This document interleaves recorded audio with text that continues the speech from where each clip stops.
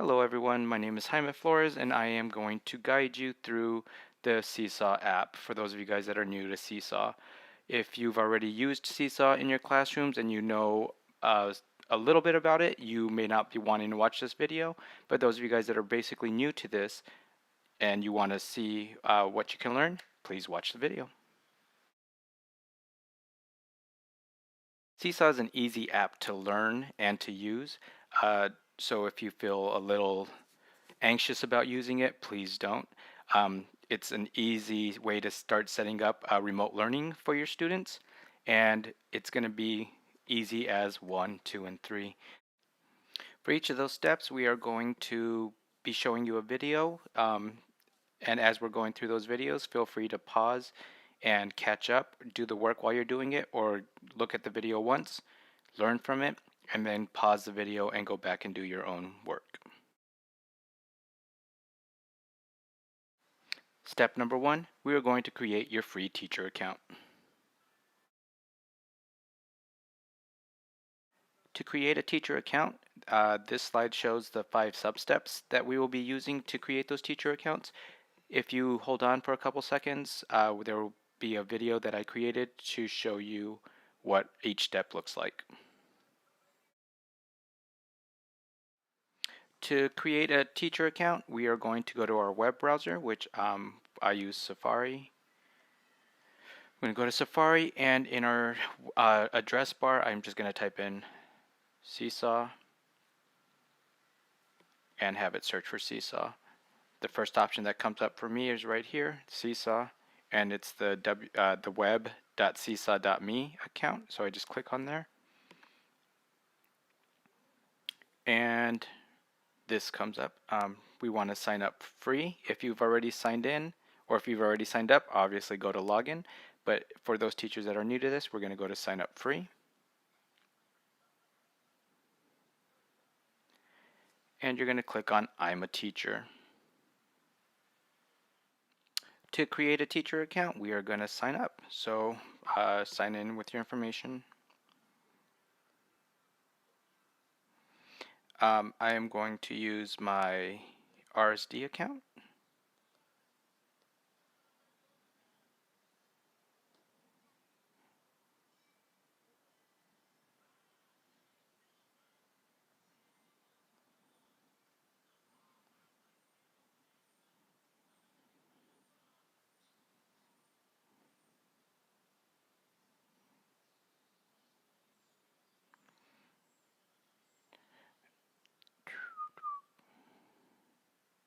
I'm very much aware that most of you guys saw my my password there.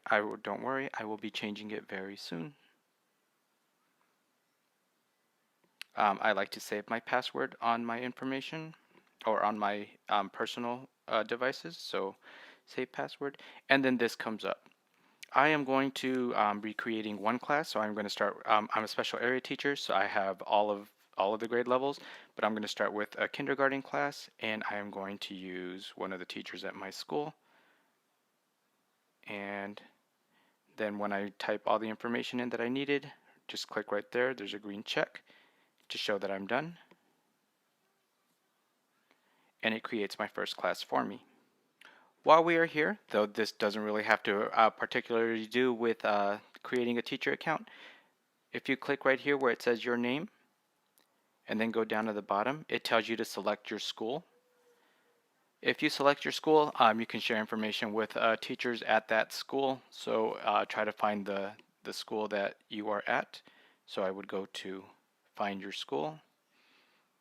And since I created my account with my RSD account, it has RSD schools here. If your school is not on this list, I do notice that Cesar Chavez isn't on this school, so I will show you this really quickly. And then type in the city that you're in.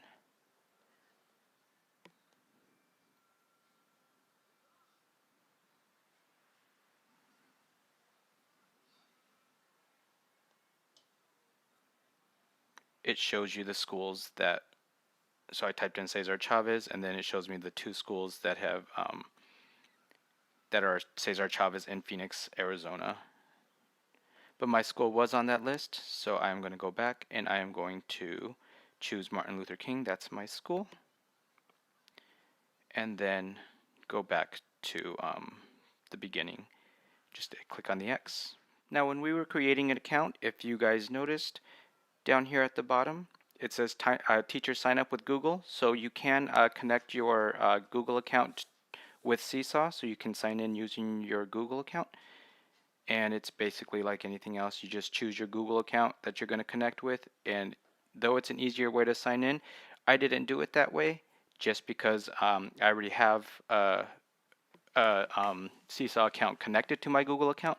And in order for me to show you guys all the steps that showed up, I needed to be able to create a new account. Step 2, add students to your class. Here's a slide that we're going to be following for step 2, the 5 sub-steps that we're going to be using. Just wait a couple seconds, another video will be showing. Now when adding students to your account, we're going to go down to the bottom here where it says plus students, and we are going to click on that. The first thing I noticed when I created this account was this plus add button here, and when I started playing with it, I clicked on that. That does not add students. That takes us somewhere else that we'll be talking about in a little bit. But for now, if you can go down to plus students down here. Add students to class. Do you want students to sign in to SeeSaw using their Google account or email address? We are going to push no. And then most often, do your students share devices or do they have their own device? We are one-to-one, so we're going to do one-to-one devices. And it gives us the option of adding students. So I'm just going to add some students.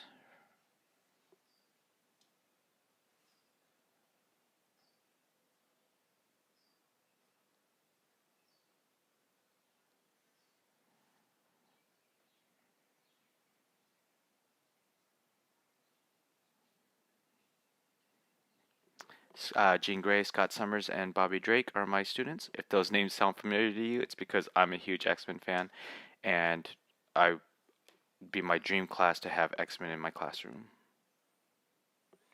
Just push the green check mark here in the top corner when I'm ready. And then it gives us directions on how students are going to sign in the classroom. If we were in the classroom right now, I would say go ahead and use these codes, log all your kids in, and then they would choose their name, like it shows down here. But you're going to send individual codes to your students, so you don't need to worry about this page. But again, if you are watching this when we are currently in school session, you would sign up either using this QR code here or using this 6-digit code down here or 6-number code down here. And it expires in about an hour. This is the main reason why we are sending or creating individual codes to send to students, because most of them will probably not get it in an hour. And just to be on the safe and fair side, we just want to make sure everyone gets in. Click down here on add students once we look at that page, and this is my classroom so far. Obviously you will have more students, so you put each student in individually. I just added 3 just for time's sake. And if you wanted to add more students at this point, you forgot someone accidentally, you can just add them down here. I'm going to click on the X. And now I look at my journal page, my home page here, and you see my students on this side here. The icons do print or get chosen by the system itself, so they can go in and change that. We will show you that at a later time. Step 3, get home learning codes. In this remote learning / home learning phase that we are going through, home learning codes are new for most of you. So the main reason for that is just the privacy part of working at home. If we had codes that everyone like in the classroom could use at the same time, there could be kids working on other kids' papers or pages and turning it in. So this is more of a individual code that each student will access on their own. When we are looking at the home learning codes, this is just an example page of what you will be looking at.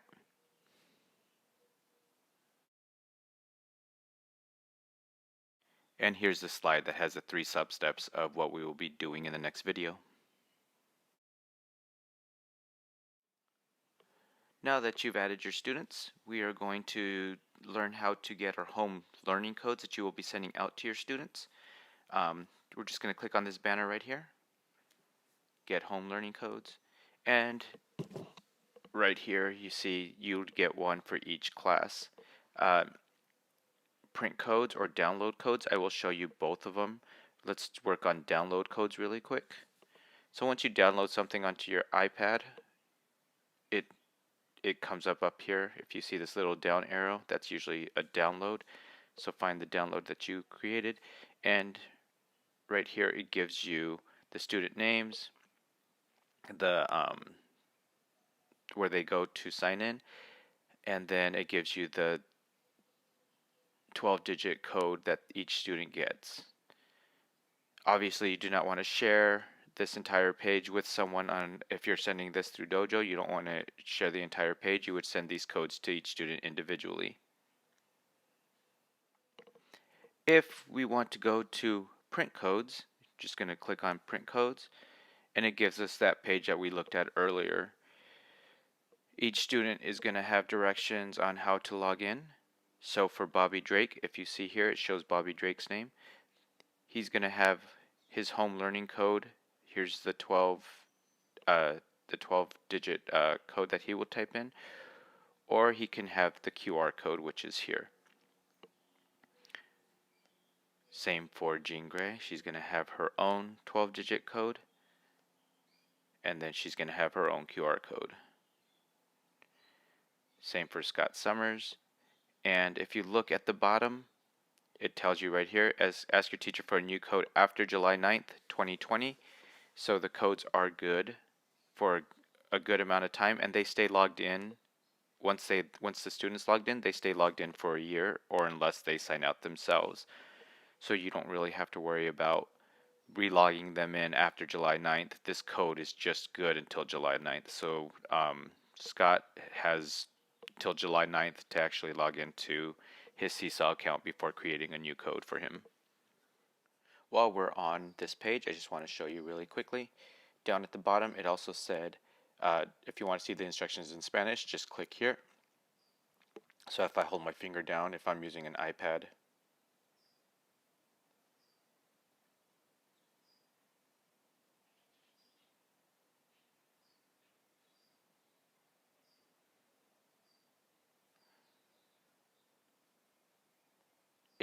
it takes me to the instructions in Spanish. So if you wanted to print those out for students that you know have Spanish-speaking parents and would need help, this is how to do it.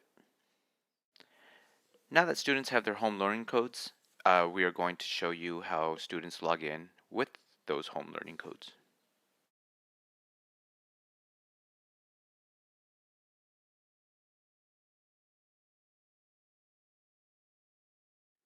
Now that your students have their home learning codes, you are going to show them how to log into SeeSaw. They are going to look for this app here. It looks like a little bow tie in the middle of a white box. I'm very much aware it's not a bow tie, but that's the way I explain it to my students, so that's the way I'm explaining it to you.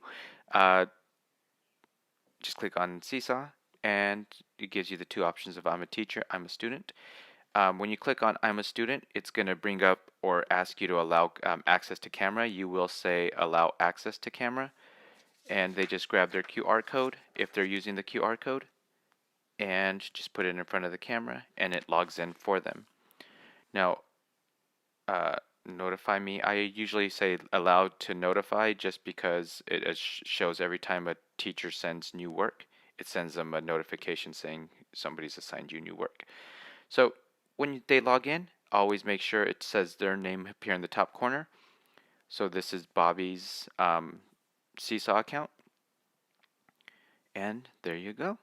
The other way of logging into their SeeSaw account is that 12-digit code. So if you weren't able to send the QR code, I would just go ahead and go to SeeSaw again. I'm a student.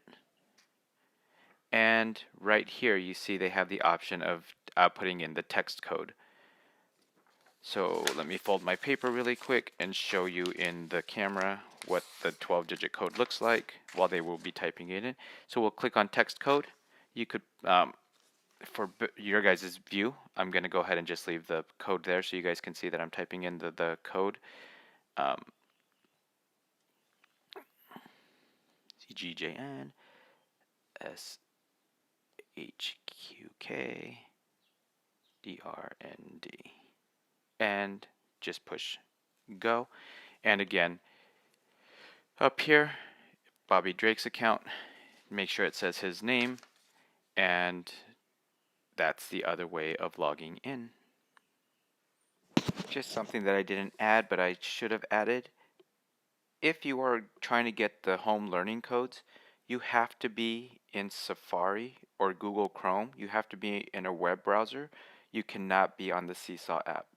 If you are on the SeeSaw app, it will not allow you to get the home access codes. So if you're looking on there and looking for home access codes, you won't be able to do it. So make sure you go to your web browser and get the home learning codes from there.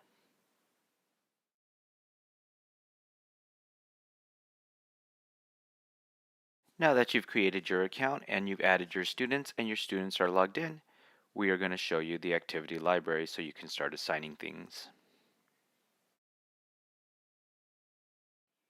On your teacher page, so make sure you are on your teacher page, we are going to go right here where it shows journal, activities, inbox, and skills. We are going to go to activities, so click on activities, and right here we are going to browse activity library.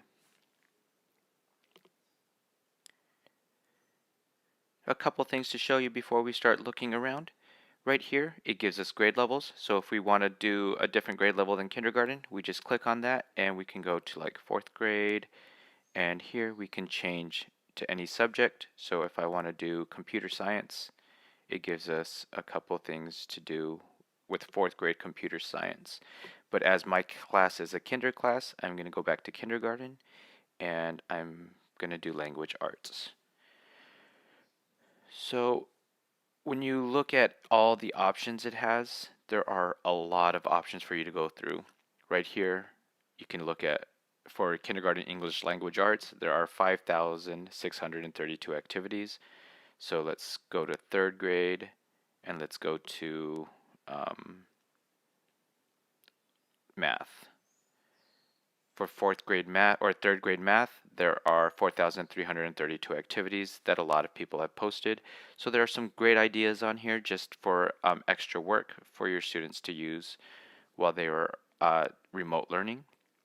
So again, going back to kindergarten, going to English language arts, and while you look through this, my best advice would be just look through it, play with it for a while, see what you like, see what you don't like, see what's necessary, see what other people have done and created, because there are a lot of good ideas on here. I'm going to go to this type the middle sound one right here. Now that we've clicked on the activity that I wanted to do, there are directions for all the ones that I've seen. There are directions on how to do the assignment correctly. And you can, and this heart here, if you want to add it to your favorites, so if you want to add it and make it go to your library, you could just click on the heart. I did so already, so it's nice and pink. So if I go to my library, it shows that I have saved it into my library, so it's right here. But if I want to assign it to my students, I just go here. I read the directions, it's all ready to go. I want to assign it to my students because I like the project, then I can just click on add assign, and it automatically starts assigning it to all my students. So when I assign it, all 4 of my students in my class are going to receive this assignment if I click here. But so we can assign all of those, and then it gives you directions. Students need to sign in and then they go back and respond and do the assignment. But if I wanted to assign one to certain students, so we're going to go back to English language arts, and we're going to do the type in the ending sound. I want to assign it. So again, heart. If I like this one, I'm going to assign it. But say I only want to assign it to 2 of my students. So I would just go here to edit students and just click the students that I want to get the assignment. So Jean, Scott are going to get this assignment. I click on the green here, the green check, and then notice how it only goes to 2 students at this point. So we're going to go ahead and assign to them. So only those 2 students will get that assignment. And if we go back and look at our student account, so Jean Gray, she's right here. She will get a notification saying, hey, you have 2 activities to do. And the students just go in, they click on their activities, and right here on the side, it shows 2 assignments that they need to do. Now there's no slide for this, but I just wanted to give you a quick show of what the students would look like if they are doing these responses themselves. So the student would just go to an assignment, and the first direction is tap the ending sound, tap the plus, add response. So the kid would do that, the student would do that, and then this is their assignment. They forgot what the directions were. If they try to exit out, it just tells us delete and start over, or they can just click here where it says view instructions, and it shows them what the directions were again. I think it automatically defaults to you using your finger to write, so if you wanted the students to also do it that way, that's easier. But the directions were to click the T tool and then type the letter. So the first one that we're going to be working on is this picture here. So we want to type the letter to end car. Click on the green, move the R over. Same thing again, click the T tool. We're going to work on the fin because it's showing us the fin here. So there's an N. Click the check mark, move it over. This one right here, van. So the directions are pretty simple. As soon as the student's ready, they just click on the green check mark and it uploads it for them. For time's sake, let's just say that Jean finished this all. So now she turned it in. Now she's waiting for teacher approval. It shows you right here. And now the teacher will have to go back and accept that work or approve that work. Now I'm going to show you how to approve student work.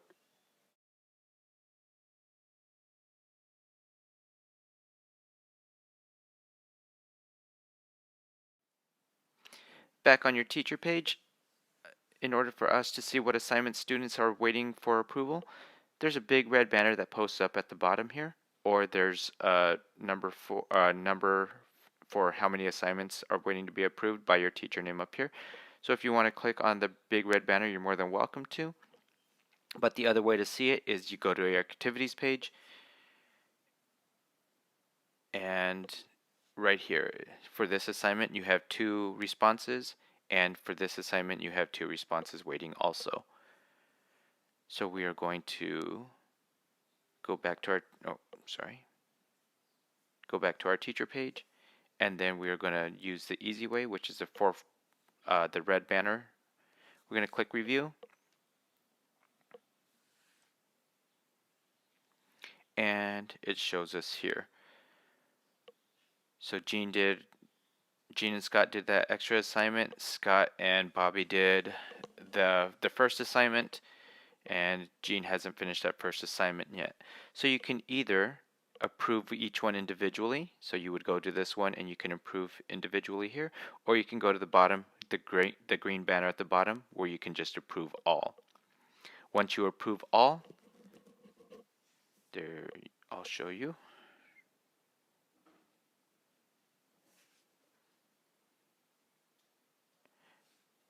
This comes up and it says make sure you want to approve all 4 items. Yes. And now everything that the students have turned in has been approved. So we're going to look at our student page again really quickly. So Bobby has no activities waiting to be done, and this has been added to his wall now. It's approved and it'll be on his feed until he gets rid of the account. Now I'm going to show you the two ways to see the student work that students have turned in on your teacher dashboard.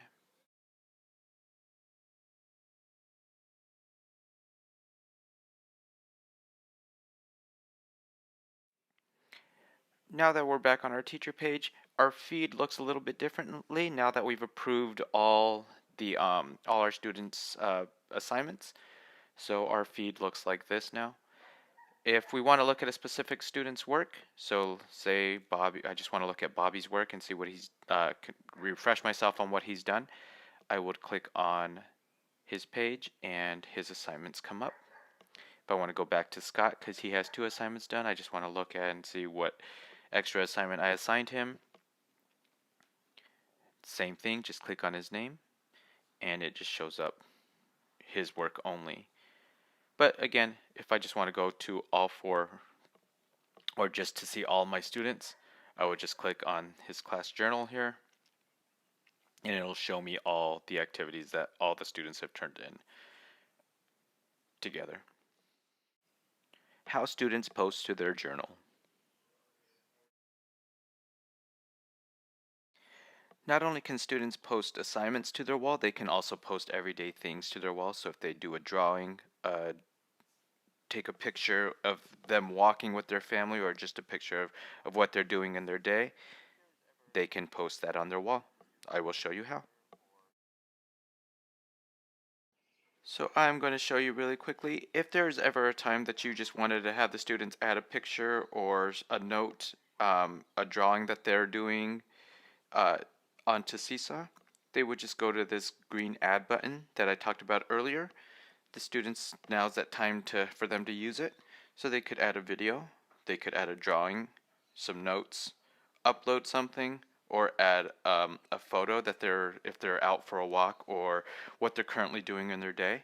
I started a puzzle last week, so I'm going to take a picture of this puzzle and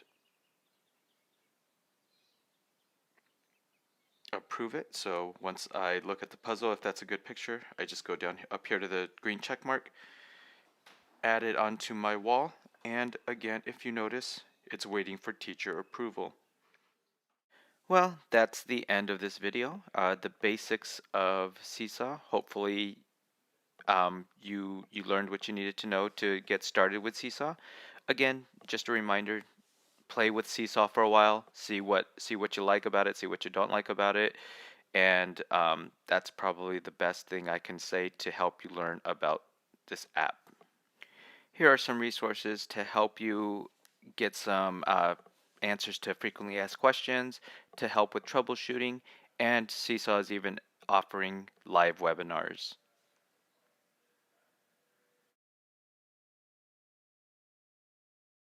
Again, I hope this video helped, and thank you for listening.